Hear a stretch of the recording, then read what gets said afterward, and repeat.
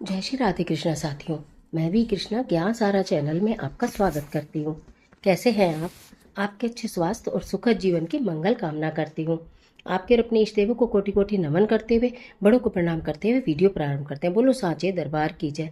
माई मेरी सच्ची अजोता वाली माता तेरी सदा ही जय हो। आज बात कर लेते हैं आषाढ़ माह के गुप्त नवरात्रों में सुनी जाने वाली कथा। कहा जाता है कि यदि आप पूरे आषाढ़ माह के जो गुप्त नवरात्रे यानी कि 6 जुलाई से लेकर 15 जुलाई तक अगर आप व्रत धारण नहीं भी करते हैं लेकिन नित्य प्रति कथा को पढ़ लेते हैं अथवा सुन लेते हैं तो आपको पूर्ण फल की प्राप्ति होती है। तो गुप्त नवरात्रों की एक प्रमाणिक और प्राचीन कथा लेकर मैं आज के आपके बीच में चलिए झटपट वीडियो प्रारंभ कर लेते हैं। प्राचीन कथा यह है, इस कथा के अनुसार एक समय ऋषि भृंगी भक्तजनों को दर्शन दे रहे थे। अचानक भीड़ में से एक स्त्री निकलकर आई और करबद्ध होकर ऋषि भृंगी से बोली कि मेरे पति दुर्व्यसनों से सदा घिरे रहते हैं, जिस कारण मैं कोई पूजा पाठ नहीं कर पाती, धर्म और भक्ति से जुड़े पवित्र कार्यों का संपादन भी नहीं कर पाती, यहाँ तक कि ऋषियों को उनके हिस्से का अन्न भी समर्पित नहीं कर पाती। मेरा पति मांसाहारी है, जुआरी है, लेकिन मैं माँ दुर्गा की सेवा करना चाहती हूँ। उनकी भक्ति साधना से अपने और परिवार के जीवन को सफल बनाना चाहती हूँ। ऋषि श्रृंगी महिला के भक्ति भाव से बहुत प्रभावित हुए। ऋषि ने उस स्त्री को आदरपूर्वक उपाय बताते हुए कहा कि वासंतिक और शारदीय नवरात्रों से तो आम जनमानस परिचित है, लेकिन इसके अतिरिक्त 2 नवरात्र और भी हैं जिन्हें गुप्त नवरात्र कहा जाता है।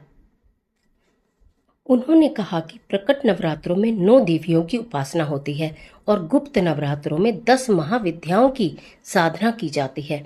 इन नवरात्रों की प्रमुख देवी स्वरूप का नाम है सर्वेश्वकारिणी देवी है। यदि इन गुप्त नवरात्रों में कोई भी भक्त माता दुर्गा की पूजा साधना करता है तो माँ उसके जीवन को सफल कर देती है। ऋषि श्रृंगी ने आगे कहा कि लोभी, कामी, व्यसनी, मांसाहारी अथवा पूजा पाठ न करने सकने वाला भी यदि कोई गुप्त नवरात्रों में माता की पूजा करता है तो उसे जीवन में कुछ भी करने की आवश्यकता नहीं रहती।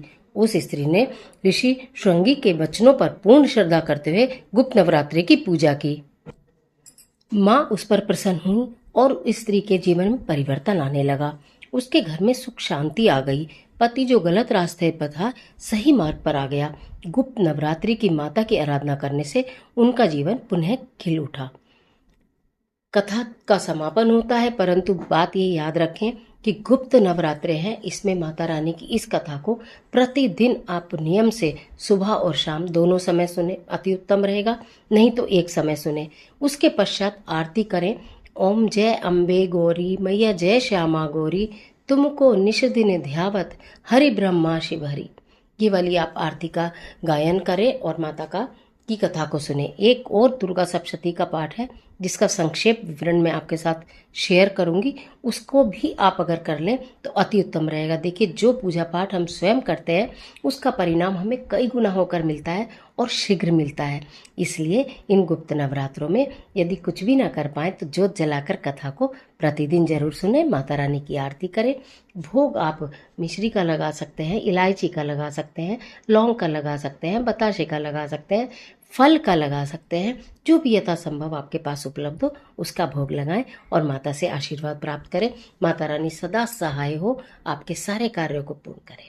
गुप्त नवरात्रों की अनंत शुभकामनाएं। आज के लिए इतना ही, इजाज़त दीजिए। आशा करती हूँ ये कथा आपके लिए निश्चित बहुत उपयोगी साबित होगी। यदि आपको कथा पसंद आती है तो वीडियो को लाइक ज़रूर कर देना, चैनल को सब्सक्राइब जरूर कर देना और अपने साथ वीडियो को अपने फ्रेंड्स के साथ शेयर ज़रूर करना। कमेंट बॉक्स में माता रानी के नाम का जयकारा लगाना बिल्कुल मत भूलना।